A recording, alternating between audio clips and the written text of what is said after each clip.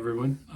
I made a short little video playing with the grandkids yesterday. My grandson built a castle out of some magnet tiles and then crashed it down by throwing rubber balls at it. The reason for this video, a couple years ago, I did one with him. Did the same thing, only we had one crash and one sound effect. And what I discovered in doing that was that the sound reproduction in slow motion is really cool. So I wanted to reproduce that and then to do it with a couple of added crashes from the ball to get the sound effect. So that's all this is, just the fun of the sound. So enjoy it and let me know what you think.